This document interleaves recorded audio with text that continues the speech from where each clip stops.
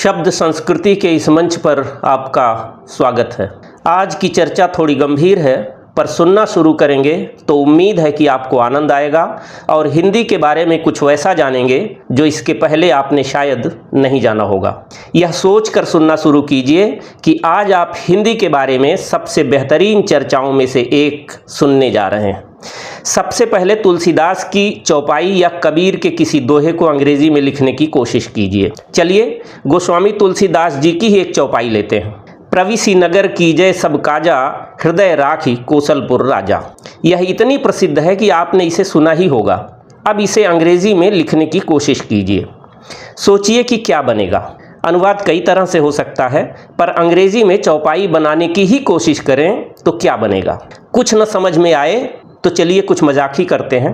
चौपाई है, प्रविसी नगर कीजय सब काजा, हृदय राखी कौशलपुर राजा।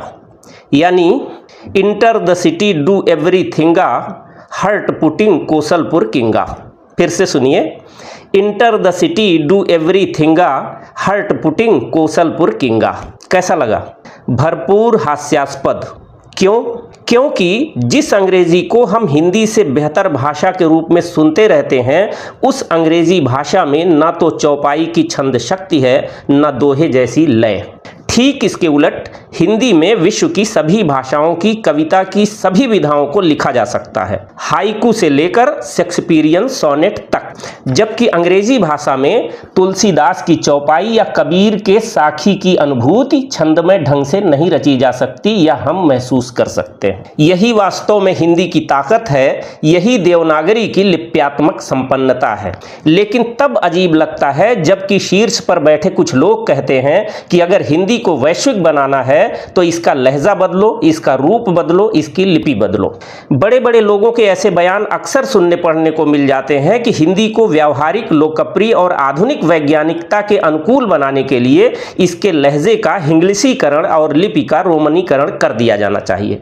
सवाल है कि क्या वास्तव में ऐसा कर देने से हिंदी संसार का सरताज बन जाएगी, या नतीजा कुछ ऐसा होगा कि यह न घर की रह पाएगी न घाट की। हिंदी के हिंग्लिशीकरण, रोमनीकरण और सरलीकरण का अभियान चलाने वालों को चाहिए कि हिंदी के सामर्थ्य को थोड़ी और ईमानदारी के साथ पहचानने का प्रयत्न करें, फिर देखें कि बात क्या है।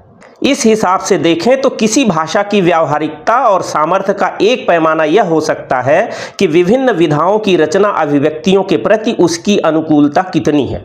इस पैमाने पर हिंदी कितनी खरी उतरती है, इसका जवाब इसी सवाल में छिपा है, जिसका संकेत सबसे पहले मैंने दिया है कि क्या विश्व साहित्य की कोई ऐसी विधा है जिसे अपना पाने में हिंदी असमर्थ है।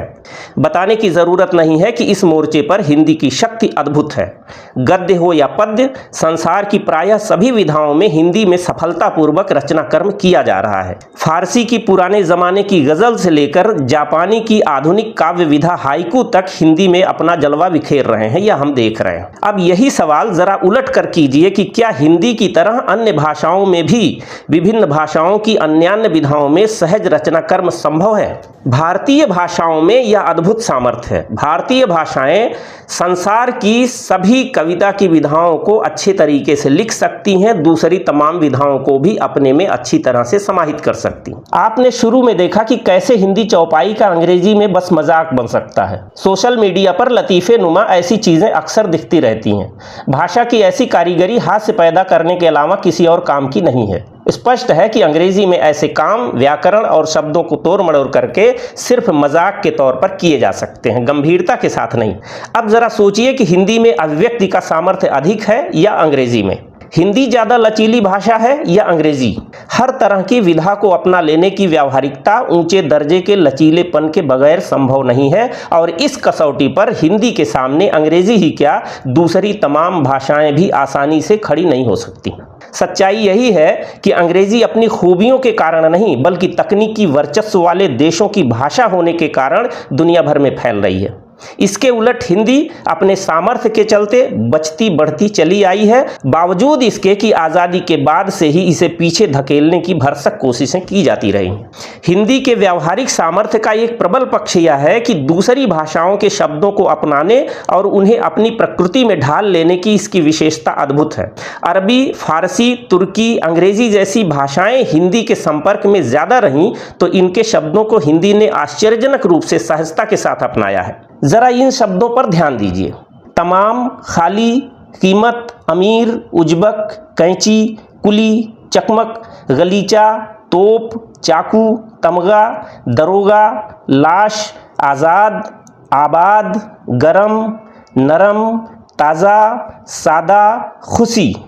इस तरह के सैकड़ों शब्द हैं जो दैनंदिन व्यवहार में चलते हैं, पर आम हिंदी भाषी को कतई नहीं मालूम कि ये अरबी, फारसी और तुर्की के शब्द हैं। मैं कुछ मुहावरों के नाम लेता हूँ। मसलन, दांतों तले उंगली दबाना, हाथ पैर मारना, पानी पानी होना, नमक हरामी करना, काम तमाम करना, ज़मीन आसमान एक करना, हुक्का पानी बंद करना, तितर बितर करना। आप सोचिए कि ये मुहावरे क्या वास्तव में हिंदी के हैं? वास्तविकता यह है कि ये फारसी के मुहावरे हैं और फारसी के ऐसे अनेक मुहावरे हिंदी ने ज्यों के त्यों अपना लिए।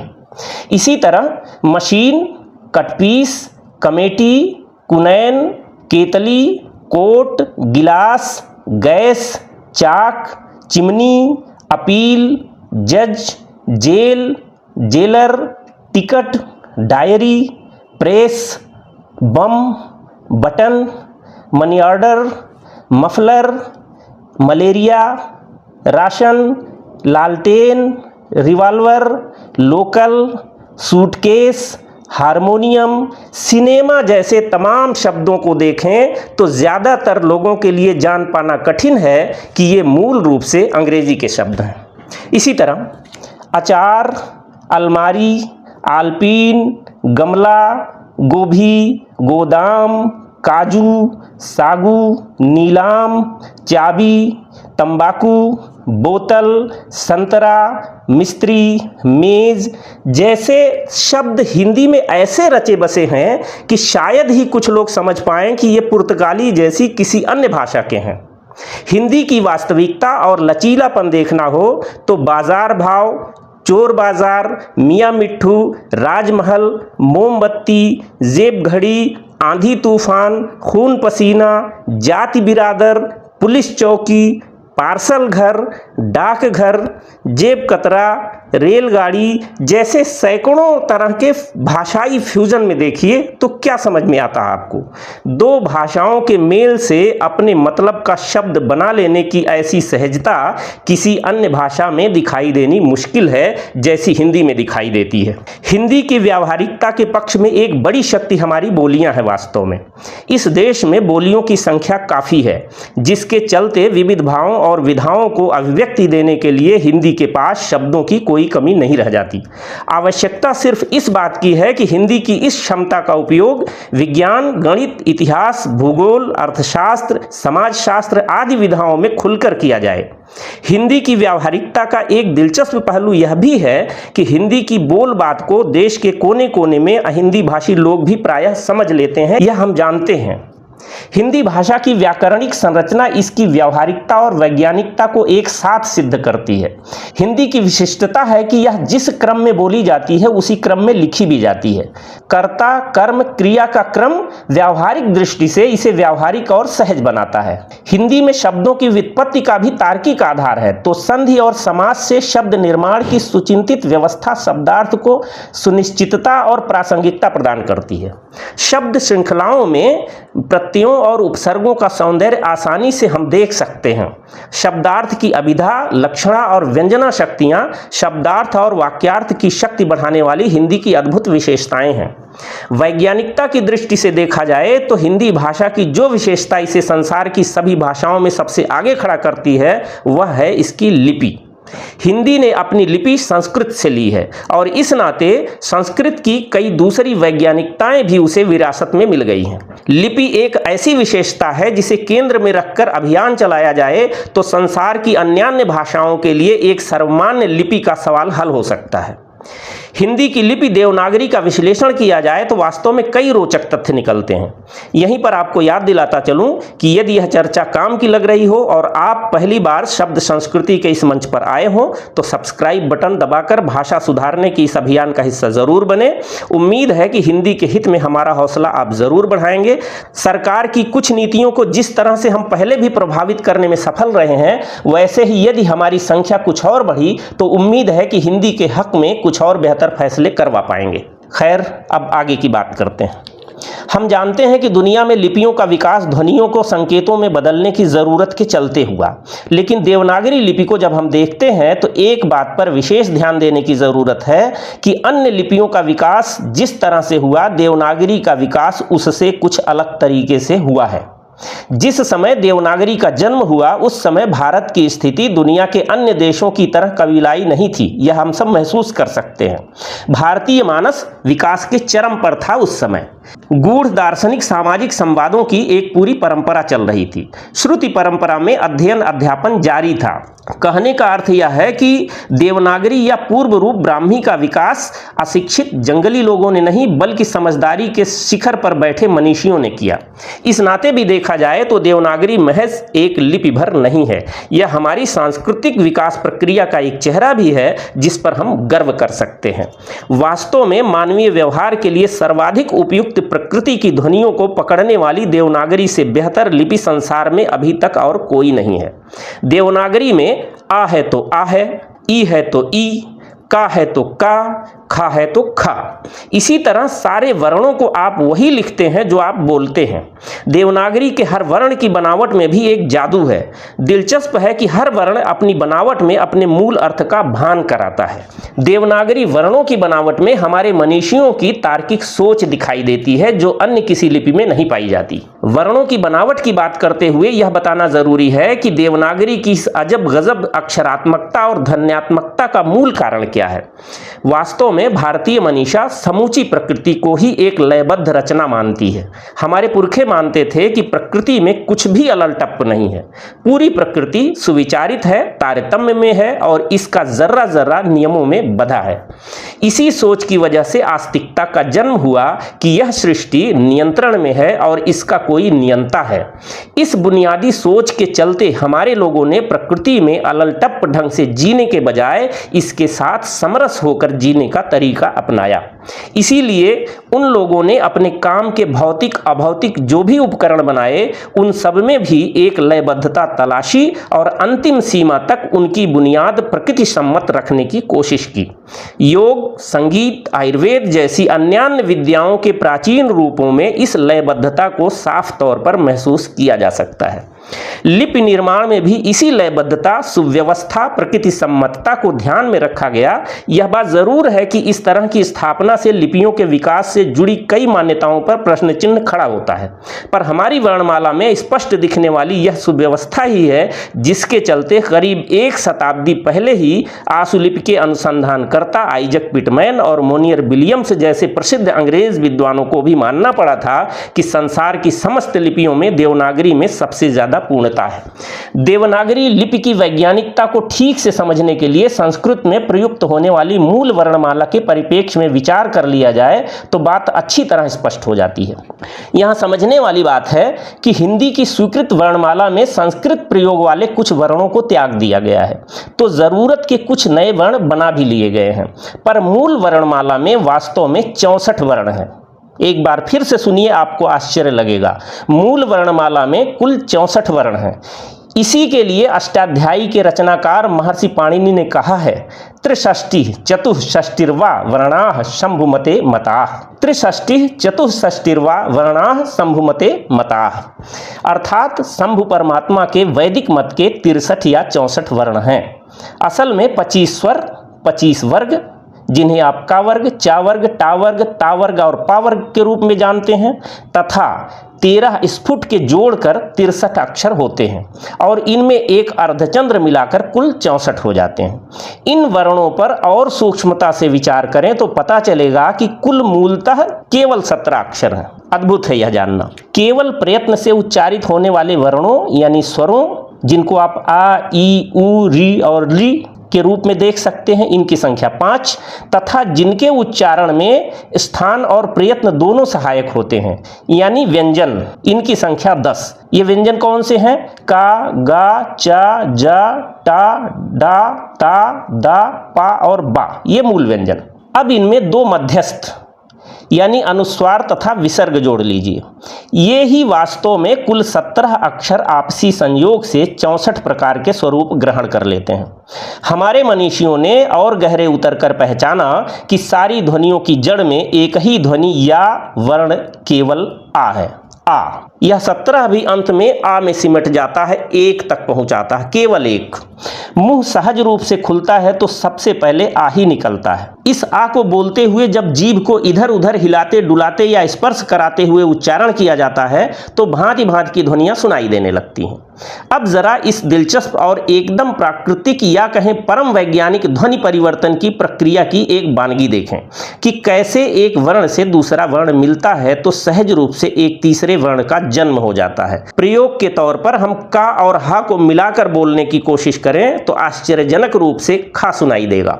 इसी तरह बताने की जरूरत नहीं है कि चा धन हा बराबर छा, जा धन हा बराबर झा, टा धन हा बराबर ठा, डा धन हा बराबर ढा, ता धन हा बराबर था, दा धन हा बराबर धा, पा धन हा बराबर फा, बा धन हा बराबर भा, इसी तरह से और बन जाते हैं। यह देवनागरी के ध्वनि विज्ञान की तरफ संकेत भर है।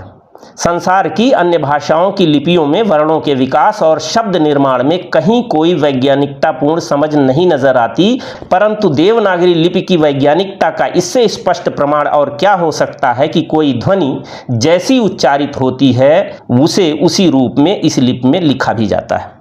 देवनागरी के वर्ण कैसे अपनी बनावट में भी अपने अर्थ का भान कराते हैं, यह समझना रोचक है। वैसे वर्णमाला विज्ञान पर मैं इस चैनल के सबसे पहले वाले वीडियो में बात कर चुका हूं, उसे आप अलग से सुन सकते हैं। फिलहाल यहां संक्षेप में सुनिए। शुरू के 2 मूल स्वरों आ और ई की ही संक्षिप्त विवेचना कर लें तो बाकी के लिए बात साफ हो जाएगी। वर्णमाला के पहले अक्षर आ के पुराने रूप की बनावट दिलचस्प है। आप देखिए जरा पुराना रूप कैसे है। उच्चारण के समय मुंह में बनने वाले आकार और अक्षरार्थ दोनों का ध्यान रखा गया है। आ का उच्चारण करते समय इसकी ध्वनि तालु से लेकर बाहर तक सीधे दंड जैसे आकार में निकलती है, तो यह दंड या स्तंभ ही आ का मूल रूप है वास्तव में। चूंकि किसी भी अक्षर का उच्चारण बिना आकार के संभव नहीं होता, तो इसलिए वर्णमाला के हर अक्षर की बनावट में भी इस स्तंभ की उपस्थिति दिखाई देती है, यानी आ सब में समाया हुआ है। बिना आ के किसी भी और वर्ण का उच्चारण संभव नहीं है।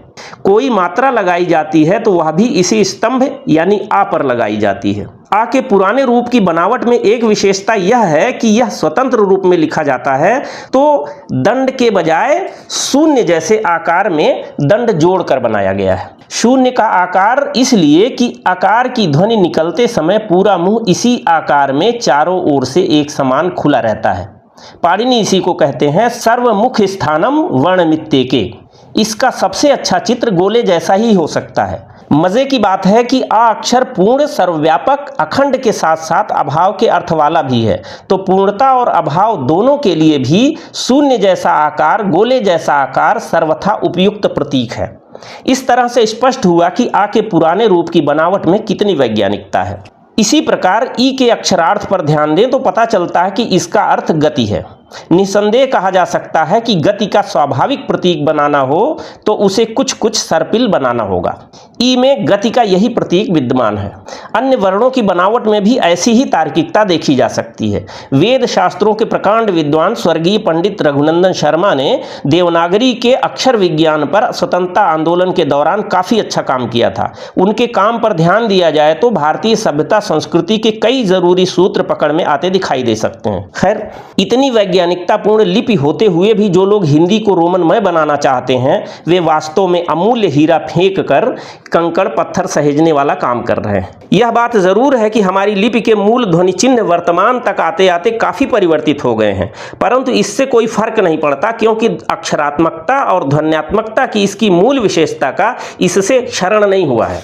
देवनागरी की वैज्ञानिकता का एक निरुत्तर कर देने वाला उदाहरण यह भी है कि इसमें स्वर व्यंजन, अल्पप्राण, महा महाप्राण, अनुनासिक के अंतस्थ, ऊष्म आदि रूपों में ध्वनि चिन्हों की क्रम व्यवस्था को ध्वनि वैज्ञानिक पद्धति से उच्चारण स्थान और प्रयत्नों को आधार बनाकर तय किया गया है। इसमें अन्य भाषाओं की तरह एक चिन्ह से अनेक ध्वनियों को व्यक्त नहीं किया जाता, बल्कि प्रत्येक ध्वनि के लिए स्वतंत्र चिन्ह निर्धारित हैं। इससे लेखन में किसी भ्रम की गुंजाइश नहीं रह जाती। अंग्रेजी जैसी भाषा की रोमन लिपि में जिस तरह से विद्वान व्यक्ति को भी हर शब्द की वर्तनी यानी स्पेलिंग रटनी ही पड़ती है, उस तरह से देवनागरी लिपि में करने की आवश्यकता नहीं होती। इसमें तो वर्णमाला और मात्रा विधान को जान लेने के बाद केवल शुद्ध उच्चारण जान सुनकर भी किसी भी शब्द को ठीक रूप में लिखा जा सकता है। कहने का कुल अर्थ यह है कि संस्कृत और देश भर की अन्यान्य बोलियों के चलते हिंदी संपूर्ण भारत के लिए सर्वाधिक व्यावहारिक भाषा तो है ही, विज्ञान सम्मत भी ऐसी है कि वैश्विक स्तर पर स्पष्ट रूप से यह अग्रिम पंक्ति में शामिल होने का सामर्थ्य रखती है। आज जबकि ओछी राजनीति के चलते हिंदी, मराठी या हिंदी बनाम दक्षिण भारतीय भाषाओं के विवाद खड़े किए जा रहे हैं, तो समझना चाहिए कि एक ही उत्स की हमारी भारतीय भाषाओं में अद्भुत सामर्थ्य है। हिंदी चूंकि पूरे देश को जोड़ने में सबसे प्रभावी भूमिका निभाती है, इसलिए हिंदी को हर भारतीय को अपनाना ही चाहिए और साथ में अन्य भारतीय भाषाओं को भी जरूरत के हिसाब से हम सीखें तो अच्छी बात होगी। मेरे ख्याल से बात समझ में आई होगी। आज बस इतना ही। पूरी चर्चा को धैर्यपूर्वक सुनने के लिए बहुत बहुत धन्यवाद।